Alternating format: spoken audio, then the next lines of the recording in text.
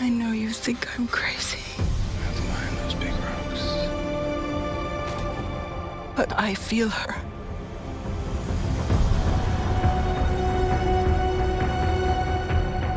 I hear her heartbeat. She's so close.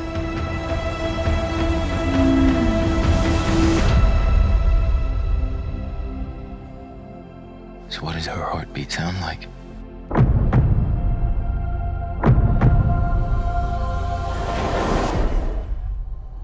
Mighty.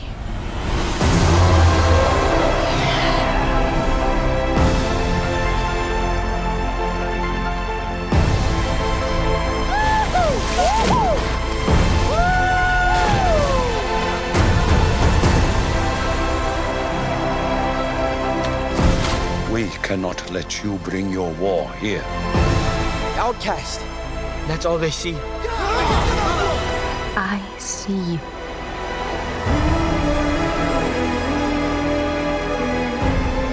The way of water connects all things. Before your birth and after your death. This is our home! I need you with me. And I need you to be strong.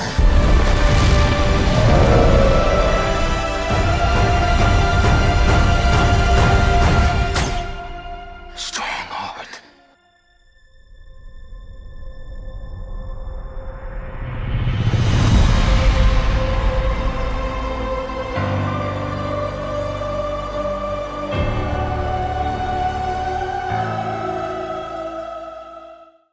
Welcome back, everyone. It's Charlie. This will be my new Avatar, The Way of Water trailer video. There's a whole bunch of Easter eggs here. We know a little bit more about what's actually going on with the characters in the movie. It's been 13 years post all the memes. If you're brand new to the channel, be sure to subscribe to get all the videos. I will do like a full breakdown and Easter eggs video for the movie when it does come out in December. And when we get a little bit closer, I'll also do a movie ticket giveaway for it too. But the new trailer gives you a little bit more with the characters. We actually hear more for Sigourney Weaver's new character, who is one of the daughters of Jake and Neytiri.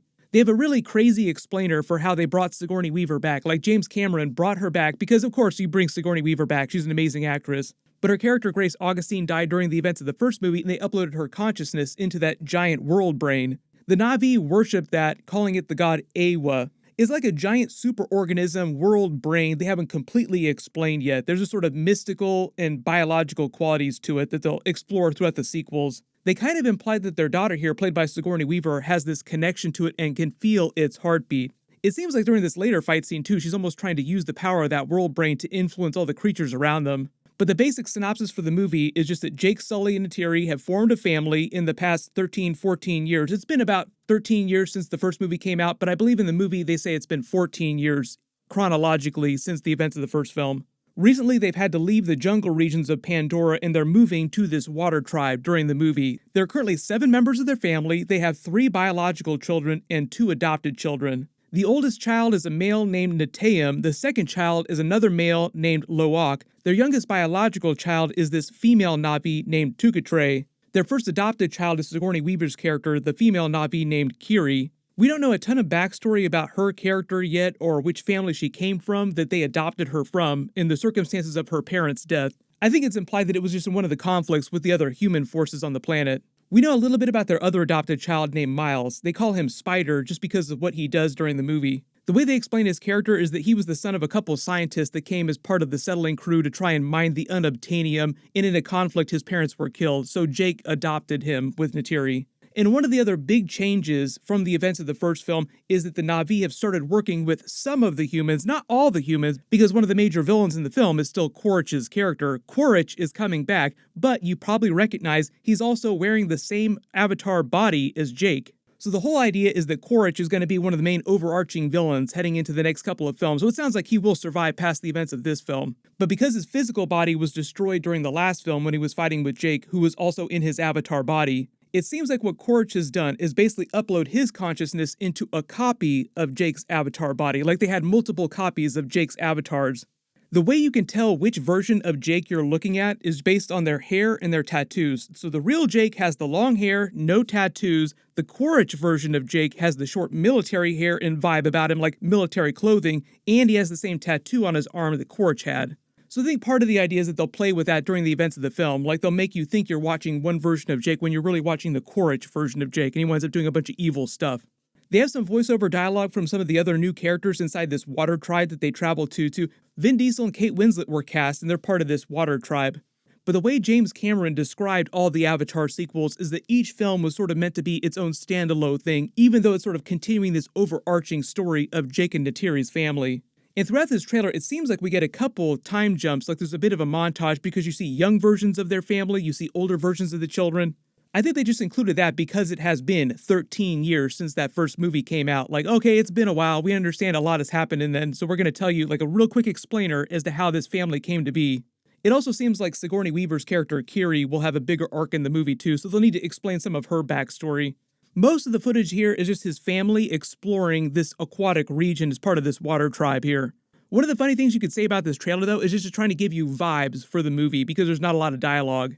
The first Avatar movie was fairly plotty, especially in the beginning. They had to give you a pretty quick tutorial about what the humans were doing in the future, why they needed this planet, what the unobtainium was for, and its connection to the Na'vi and the planet itself. They imply it's worth billions of dollars. The humans use it in all their technology, all their weapons, everything. But I think part of the idea of the first movie is that the mineral itself was critical to this superorganism on the planet, this world brain, Awa. So the more the humans mine it, the more they hurt this world organism. Just because this is like the second of 5 planned movies, I'm not expecting them to completely explain everything that's going on with that Awa creature. It's sort of like the Star Wars movies, still not completely explaining Yoda's character or the Force. There's still a couple big mysteries inside the Star Wars universe about how everything works exactly. Like, you know a little bit, but not everything. What seems like happens, though, is they get into this big battle with the humans, and that might just have something to do with Quaritch's character, because it seems like some of the other humans they're also working with. So, like, not all the people are supposed to be bad. This is the big reason for taking them to this aquatic coastal tribe was just to make the family feel like fish out of water. Like in the first movie, Jake was this big fish out of water because he was trying out the Avatar bodies for the first time. Now he's been living in one for the past 13 years. He has a bunch of biological Na'vi children, so he's fairly acclimated to the life in Pandora's jungles. And the way they switch that up is by taking them to a completely new type of environment. But the whole idea is I think that through the course of all the sequels, we'll just explore all the different parts of the planet. So like in the next movie, it won't be another aquatic location. It'll be some other location. They also reveal in the trailer that not all the Na'vi are blue skin, like there's a green skin looking one. It's the same vibe in real life. Like around the world, you have many different people, many different races with different skin tones. So you think of the Na'vi the same way you think of the human race. There are many different racial groups within the Na'vi. In talking about Vin Diesel memes, like Vin Diesel is a character in the movie, one of the taglines of the movie is, "This family is our fortress," so post all the Fast and Furious family memes.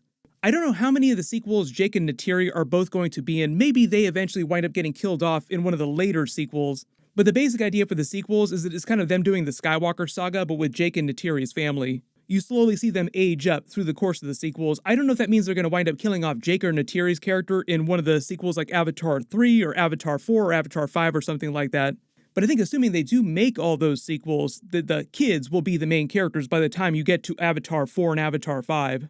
They had like a crazy writer's room a couple years ago you probably heard about where a bunch of writers basically plotted out every single one of the sequels. You can post all your theories about where you think the franchise is going to go after this. Like we have the water-based movie in this one. What is the next movie going to be about? Which area of the planet they're going to go to? It just feels like because this Awa world brain creature is such a huge force in Pandora, throughout the sequels, they'll get closer and closer to finding out what's going on with it. Like they tease it being a god in the first movie, eventually they'll probably meet God. Because the trailer is so cryptic, I'm sure there's going to be a billion questions that everybody has going into this movie, but I think that James Cameron wants it that way. Like he wants you to be very confused and not sure what's going on when you sit down in the theater. I'll do more bonus videos when they release the next trailer. If you have any big questions, just write them in the comments below and I'll try to add them to my future bonus videos. Everyone click here for my Ant-Man and the Wasp Quantumania trailer with a whole bunch of Kang the Conqueror, and click here for my new House of the Dragon Season 2 video. Thank you so much for watching, everyone stay safe, and I'll see you guys in the next one.